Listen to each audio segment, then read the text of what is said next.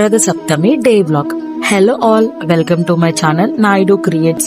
ఏం వీడియో పెట్టాలో తెలియక మొన్న జాన్ 25th రోజు అమ్మమ్మ సూర్యాపేటకి దగ్గరలో ఉన్న సూర్య దేవాలయంకి పోదామని చెప్పింది. ఆ రోజు రథ సప్తమి ఉండే. ఇక మా పంతులు గారు కూడా వెళ్తే మంచిది అని చెప్పారు. ఇక మా అమ్మ ఆగుతుందా, చలో టు టెంపుల్. మార్నింగ్ లేచి 7 రేపాలు ఇచ్చి 7 రావాకులు ఇచ్చి నెత్తి మీద పెట్టి స్నానం చేయిపో అని చెప్పింది. అది అయిపోగానే డాడీ ఏమో సూర్యదేవుడికి వాటర్ వదిలారు. ఇక క్విక్ గా టెంపుల్ కి రెడీ అయి చలో టు టెంపుల్. టెంపుల్లో ఏమో అమ్మ దీపం పెట్టే కార్యక్రమం పెట్టింది. అండ్ కమింగ్ బ్యాక్ టు ఈ దీపం ఎలా పెట్టాలి అంటే, ఫస్ట్ వాటర్ చల్లి క్లీన్ చేసి ముగ్గు వేసి దానిపైన పసుపు కుంకుమ వేసి దాని మీద జిల్లేడాకులు కానీ తమలపాకులు కానీ సర్న్ షేప్ అంటే సర్కిల్ గా పెట్టి మళ్ళీ పసుపు కుంకుమ వేయాలి. వేసిన తర్వాత గోధుమలు ఆ లీవ్స్ మీద 11 times or 3 times or 5 times ఏదైనా మనకి కోరిక ఉంటే అది కోరుకొని దాని మీద వేయాలి. వేసిన తర్వాత పిండితో చేసిన దీపాలు పెట్టాలి.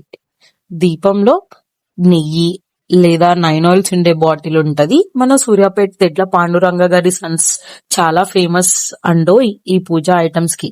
కమింగ్ బ్యాక్ టు వీడియో, అమ్మ చిక్కుడుకాయలతో రథం చేసింది. That's a mandatory step. Okay. And రేగి పండ్ల ప్రసాదం పెట్టి దీపం వెలిగించి లాస్ట్ కి హారతి అండ్ కొబ్బరికాయ వాస్ పక్క. అలా అంతా అయిపోగానే 11 ప్రదక్షిణలు చేసి అంటే గుడి చుట్టూ తిరిగి దేవ దర్శనానికి వెళ్ళాం. దర్శనం అయిపోయిన తర్వాత గోమాత దగ్గరికి వెళ్లి అమ్మ ఎప్పుడు గోమాతలకి రొట్టెలు లేదా పిండి తీసుకొస్తది. అది తినిపించడం అయిపోగానే మా డాడీ ఎక్కడికి వెళ్ళినా ఇన్సెన్స్ స్టిక్స్ అదే అగరబత్తి పక్కాగా ఉంటారు. సో కొనేసి ఇంటికి రిటర్న్ అయ్యాం. మేము ఎర్లీగా రావడం వల్ల రష్ లేకుండా ఉండే. బట్ మీరే చూడండి వెళ్ళే అప్పుడు వే మొత్తం ఎలా ఉందో ట్రాఫిక్ తో. చలో, that's all for the day. Bye my family, bye.